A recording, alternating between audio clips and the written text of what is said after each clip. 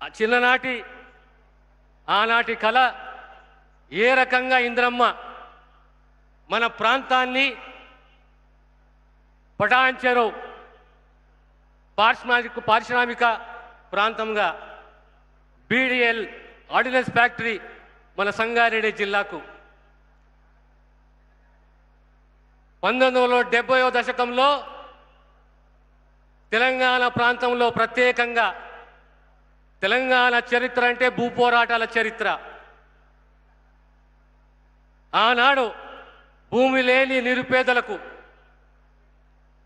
భూములే కానీ సుమారు 25 లక్షల ఎకరాల భూములు, పేదవానికి ఇళ్ళ స్థలము, ఇల్లు, ఇవన్నీ మనకు అందించి ఆదుకున్న మహానాయకురాలు ఇందిరాగాంధీ. మళ్ళీ ఈరోజు కాంగ్రెస్ ప్రభుత్వము రేవంత్ రెడ్డి గారి నాయకత్వంలో ఇందిరమ్మ ఇల్లు, ఇందిరాక్రాంతి పథకము, ఇలా ఆమె స్ఫూర్తితోటి మనం అద్భుతమైన కార్యక్రమాలు చేపడుతున్నాము.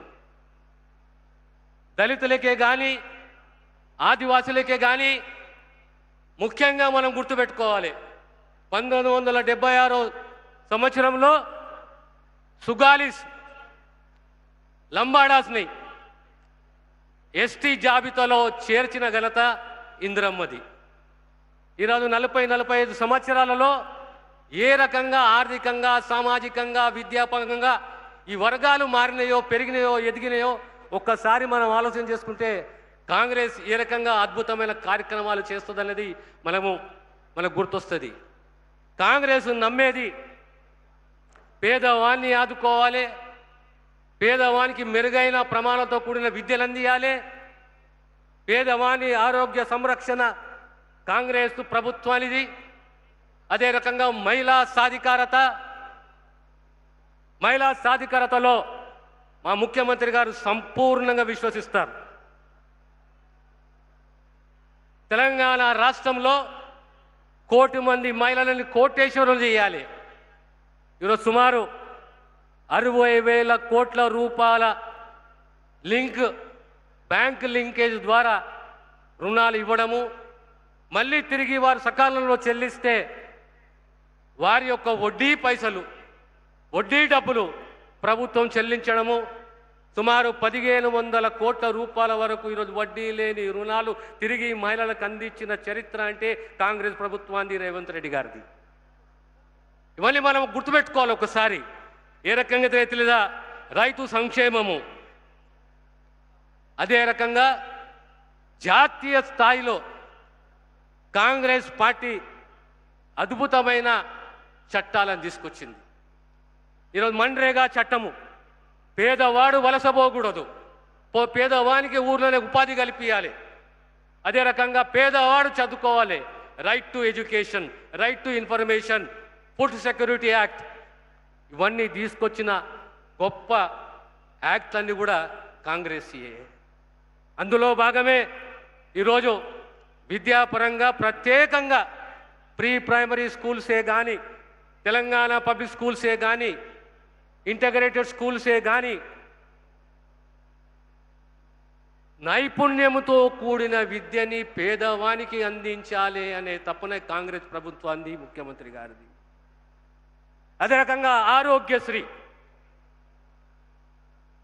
ఆరోగ్యశ్రీలో కని విని ఎరగని రీతిలో ఏ కుటుంబమే కానీ ఆరోగ్యశ్రీ కార్డు ఉంటే ఖచ్చితంగా ఆర్థికంగా బాసటగా నిలబడుతున్నది కాంగ్రెస్ ప్రభుత్వము.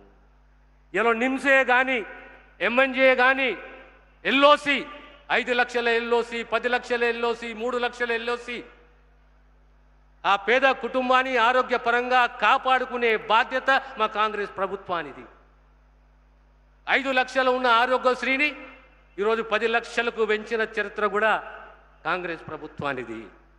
అదే రకంగా కొత్త టిమ్స్ 17వ తేదీన ముఖ్యమంత్రి గారి చేతుల మీదుగా ప్రారంభించబోతున్నాము. Telangana institute of medical sciences doctor Marri Chennareddy గారి పేరు మీద.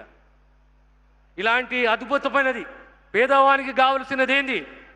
విద్య, వైద్యము, సామాజిక భద్రత, సాధికారత, మహిళా సాధికారత. ఈరోజు 70,000 పోస్టులను భర్తీ చేస్తే అందులో వైద్య శాఖకు సంబంధించి 16,000 పోస్టులను భర్తీ చేస్తే అందులో సుమారు 10,000 మంది నర్సులు, 10,000 మంది నర్సులు. ప్రతి తాలూకాకు, ప్రతి జిల్లా హెడ్ క్వార్టర్స్కు ఒక నర్సింగ్ కాలేజ్, ప్రతి గ్రామంలో ఒక నర్సింగ్ ఆఫీసర్ ఉండాలనే తపన మా రేవంత్ రెడ్డి గారిది. కనుక ఈరోజు 10,000 మంది నర్సింగ్ ఆఫీసర్, మళ్ళీ రాబోయేది ఏఎన్ఎం పోస్టులు. కనుక వైద్యపరంగా ఎలాంటి శస్త్రచికిత్స అయినా 1835 రకాల సర్జరీస్లు ఈరోజు మనము ప్రభుత్వ పరంగా చేపడుతున్నాము. పేదవాని కాపాడుకునే బాధ్యత మా ప్రభుత్వానిది. అదే రకంగా రేషన్ కార్డులు, food security act 2013 food security act. Telangana రాష్ట్రం ఏర్పడ్డది 2014లో. ఆ 9.5 సంవత్సరాల టీఆర్ఎస్ పాలనలో ఎక్కడ కూడా ఒక కొత్త రేషన్ కార్డు ఇవ్వలేదు. ఇంటికి వచ్చిన కోడలే కానీ, అల్లుడే కానీ, బిడ్డ వలసపోయినా ఎక్కడ కూడా పేరు నమోదు కాలేదు. కానీ ఈనాడు రేషన్ కార్డే కాదు, సుమారు 16 లక్షల పైచిలుకు రేషన్ కార్డులు, సుమారు 61 లక్షల మంది కొత్తగా జాబితాలో చేర్చడము, దానికి తోడు దొడ్డు బియ్యము కాదు, ప్రతి పేదవానికి 6 కేజీల సన్న బియ్యం అందించాలనే తపన, ఒక కమిట్మెంట్, ఓ నిబద్ధత మా ప్రభుత్వానికి ఉన్నది. దానికి సంబంధించే ఈరోజు స్మార్ట్ రేషన్ కార్డులు. విద్యా రంగాన్ని చూసుకోండి, వైద్య రంగాన్ని చూసుకోండి, మహిళా సాధికారతను చూసుకోండి, రేషన్ కార్డ్స్ తీసుకోండి. దానికి తోడు రోడ్ల నిర్మాణాలే కానీ, పంచాయతీరాజ్ శాఖనే కానీ, ఆర్ఎండ్బి శాఖనే కానీ, ఇరిగేషనే కానీ. ఈరోజు మా ప్రాంతంలో సింగూరు కాలువ ఆనాడు 2005, 2006లో రాజశేఖర రెడ్డి గారు ముఖ్యమంత్రి ఉన్నప్పుడు శంకుస్థాపన చేస్తే ఆ కాలువ ద్వారా పంటలకు నీరందించిన చరిత్ర కాంగ్రెస్ అయితే, మళ్ళీ ఈరోజు కాంగ్రెస్ ప్రభుత్వం రేవంత్ రెడ్డి గారి నాయకత్వంలో 1,168 కోట్ల రూపాయలతోటి సీసీ లైనింగ్. ఈరోజు సింగూరు మరమ్మత్కు సుమారు 17 కోట్ల రూపాయలు. ఈరోజు ముఖ్యమంత్రి గారితో విజ్ఞప్తి, మా ప్రాంతము సింగూరు ప్రాంతము ఈరోజు మరమ్మతులు జరుగుతున్నాయి. హైదరాబాద్ కెంచి, ఓఆర్ఆర్ కెంచి సింగూరు డ్యాము ఒక 50 కిలోమీటర్లు. ఇంత పెద్ద వాటర్ బాడీ, హైదరాబాద్కు దగ్గరున్న వాటర్ బాడీ, ఒక జలాశయము ఎక్కడా లేదు.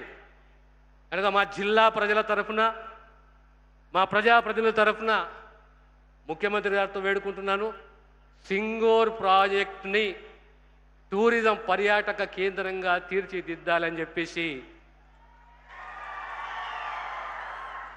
ముఖ్యమంత్రి గారితో విజ్ఞప్తి చేస్తున్నాను. అదే రకంగా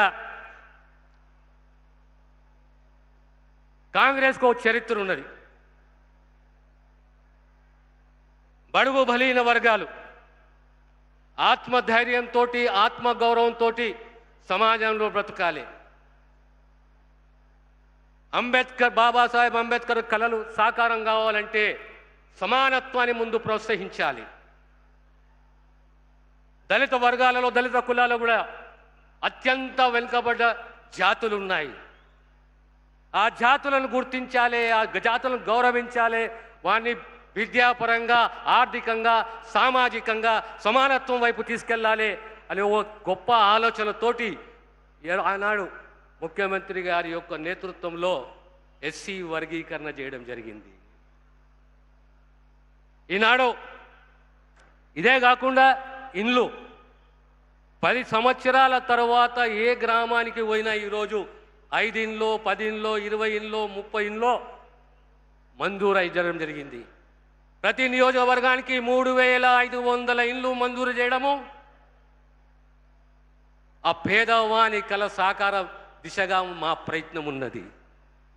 ఇకపోతే మీ అందరితోటి ఓ విజ్ఞప్తి, ఏ ఆదరాభిమానమైతే కాంగ్రెస్ పార్టీ అంటే విశ్వసనీయత, విశ్వాసము, సమానత్వము, స్వేచ్ఛ. రాజకీయ ప్రస్థానంలో ఓటమి గెలుపు ఓటమి సహజమే. ప్రజా తీర్పులో ప్రజలను గౌరవించాలి, కానీ ప్రాంతీయ ప్రీతి ఉండాలి, ప్రజలపైన అభిమానం ఉండాలి, తిరిగి సమాజానికి చెల్లించే ఆలోచన ఉండాలి. సంగారెడ్డి జిల్లా, మెదక్ జిల్లా, సిద్దిపేట జిల్లా రాజకీయాలు తాత్కాలికం కాదు, ప్రజా జీవితము తాత్కాలికం కాదు. ప్రజా జీవితంలో మాటిస్తే మాట నిలబెట్టుకునే సత్తా, ధైర్యం ఉండాలి. ఆ కోవకు చెందింది మా పార్టీ, మా ప్రభుత్వము. కనుక ప్రత్యేకంగా యువకులకు సంబంధించి, తెలంగాణ యువతకు సంబంధించి మీకు ఈరోజు skill university, sports university, health sciences university, మీరు నైపుణ్యంతో కూడిన విద్యను అందుకోవాలి. ఈరోజు ఏటీసీలు ఎక్కడ పోయినా మా తెలంగాణ యువకుడు బ్రతకాలే, పోటీ ప్రపంచంలో నిలదొక్కోవాలి. మా బిడ్డలు నర్సింగ్ ఆఫీసర్లు కావాలి, రేపు జర్మనీ, జపాను, ఇంగ్లాండు, ఆస్ట్రేలియా పోవాలి, ఎదగాలే వాళ్ళు. తెలంగాణ స్టేట్, తెలంగాణ రాష్ట్రము ఆరోగ్యపరంగా, విద్యాపరంగా దేశంలోనే ఉన్నత స్థాయిలో ఉందనే దిశగా కాంగ్రెస్ ప్రభుత్వం కృషి చేస్తున్నది. మీరందరూ ఇంత గొప్పగా ఈరోజు ఆ అభిమానంతో, విశ్వసనీయతతోటి స్వాగతం, మన నాయకునికి స్వాగతం పలికినందుకు మీకు మరొక్కసారి హృదయపూర్వకంగా ధన్యవాదాలు తెలియజేస్తూ, ప్రత్యేకంగా నా మిత్రుడు జగ్గారెడ్డి